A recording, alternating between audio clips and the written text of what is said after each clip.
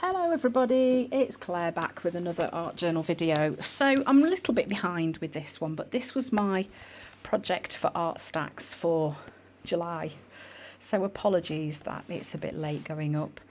I used a variety of packs for this. I think I used Fabulous Faces. Yeah, this one here. And I have some of these left on my website, pretty sure, as well as some other art stacks packs as well. So I took my inspiration for the colours I was going to use from this image. So we've got blues, purples and orange. These colours work really nicely together because the blues and the purples are analogous next to each other on the colour wheel, and the orange is a complementary colour because it's opposite on the colour wheel. So I'm starting off with some tissue paper on the background. I have a feeling that this one came from the new doors and windows packs. This collage tissue paper is lovely because it kind of melts into your background. It's very, very fine, so don't overbrush it, but it really does stick down nicely. So the great thing about using collage tissue paper on your background is it gives you that immediate start. Sorry, I'm a bit out of breath. Just been doing some jobs. It gives you that start to get rid of your white space, that blank page. And kind of, if you're a bit nervous of that blank page, it takes that fear away because you've got that first layer down and in place. So then I'm using some Art by Marlene paint. I think that might be Smurf. And I am going in with some really bright colour. Look how bright that blue is, it's amazing. So I was using a dry brush there, and as you can see, as the paint is spreading out, I'm getting those lovely dry brush marks on there as well. That's a really nice technique. It's a great way to get paint onto your page. Then I'm using my floating stencil from Scrap FX. No, not Scrap FX, gosh, I've gone back in time, Funky Fossil, and just doing a bit of reductive stenciling, lifting the paint through the stencil onto my background. So then that gets a really good dry. Then I'm going in with a lighter blue and just layering it over the top, just to create that really pretty layering of colours. And all the time you can see I'm just sort of checking where my image is going to go. How's it going to work? Is it going to flow nicely? And then I'm going in with a darker blue and stenciling some of that through the same stencil that I used. So by doing this, I'm creating that cohesion before I even start. I am starting to bring some of those colours onto my page. And then I'm just, because I've got some paint left over, I'm also pulling some of that darker tone, just using my blending sponge and pulling that onto my page as well. Then I'm sticking the image in, and then I've got to think about, you see, blending those sharp edges. So I'm just using my finger and going in and just pulling some paint over those very, very straight edges just to soften those off a bit.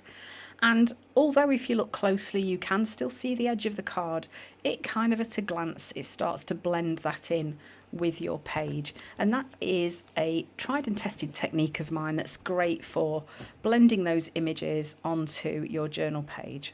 So then I decided I was going to scrape some paint on. So I wanted to bring a bit more white onto my page. So I'm using an old gift card and just scraping some white paint across all that blue just to push it back a little bit.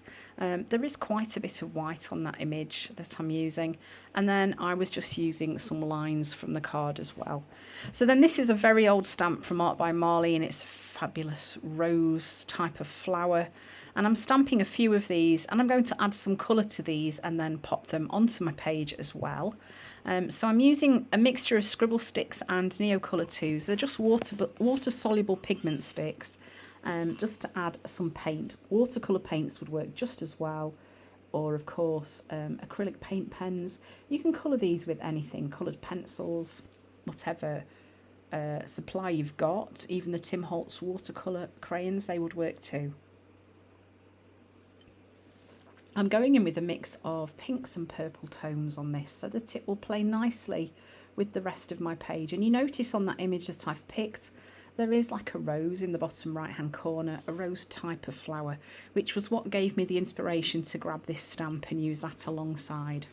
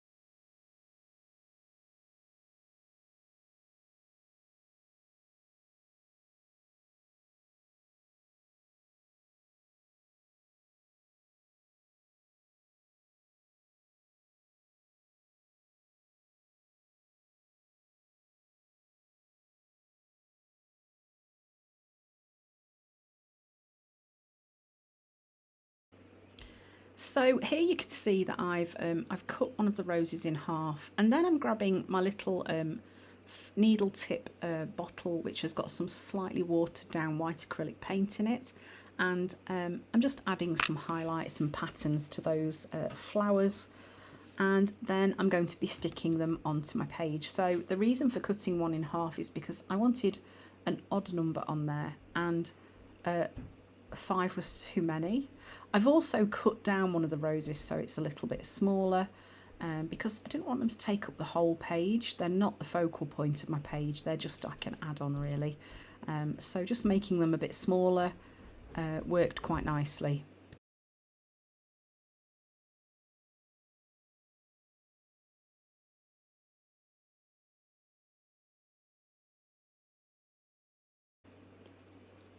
So I've got those stuck down, and then I stamped on some leaf stamps as well, and just adding a bit of orange Neocolour 2 to those, just to bring that pop of orange onto the page as well.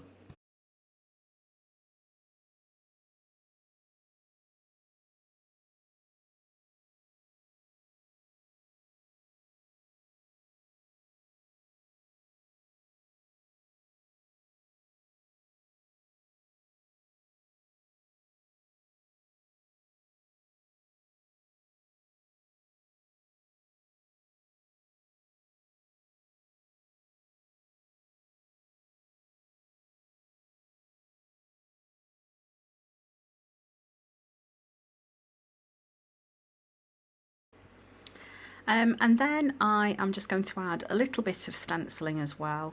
This is a new stencil from Kate Crane. I love anything with circles and mark making patterns on. They're fabulous stencils, very good resource. I have to be honest, this was not one of my favourite pages, but I can't really put my finger on why. It's maybe because it's a colour palette that I wouldn't normally put together. There's nothing particularly wrong with it, it just doesn't really... I didn't finish it and think, I love this. I finished it and thought, it's okay. But, you know, that's all right. We don't have to love everything we create. And I think sometimes, you know, I often say it's more about the process and the end result, and we shouldn't get too hung up on always loving what we make. But I do love the images from Art Stacks. As you can see, I'm just using this one journal for all these projects this year, and I am really enjoying playing in here. So thanks for watching. I will have some very exciting projects to share in August, coming very soon for Art Stacks. So thanks for watching, and I hope to see you again soon.